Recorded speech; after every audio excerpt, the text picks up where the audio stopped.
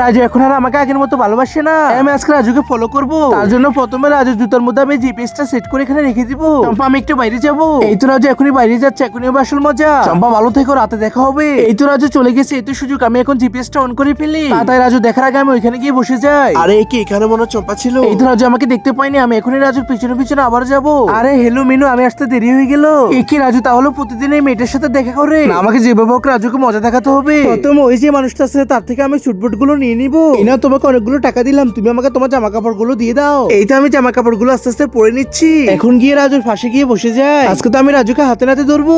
আজকে যারা আল্লাহর এই সুন্দর ছবিটি দেখে ভিডিওর মধ্যে একটি লাইক করে চ্যানেলটিকে সাবস্ক্রাইব করে দিবে। আল্লাহ যেন তার প্রাণ প্রিয় মা বাবাকে জীবনে একবার হলেও কাবা ঘরে গিয়ে হজ করার তৌফিক দান করে। সবাই কমেন্টের মধ্যে আমিন লিখে যাবেন। এই কি রাজু তো আমাকে কখনো কোনো গিফট দেয়নি, আর আজকে মেয়েটাকে কি যেন দিছে। ওই তো তারা বাসার উপরে যেতেছে, এখনই তাদেরকে গিয়ে মজা দেখাবো। আরে বুঝতেছি না এখন আবার কে আসলো। মিনু তুমি এখানে বসো, আমি গিয়ে দেখে আসতেছি। আরে চম্পা তুমি এখানে কি করতেছো? রাজু তুমি কি ভেবেছো তুমি আমাকে প্রতিদিন ধোকা দিবে আর আমি কিছুই জানবো না? এই দেখো আজকে আমি তোমার জুতার মধ্যে জিপিএসটা লাগিয়ে রাখছিলাম, এখনই তুমি আমার বাসা থেকে বেরিয়ে যাও। তোমরা এখন বলো আমি এখন রাজুর সাথে কি করব?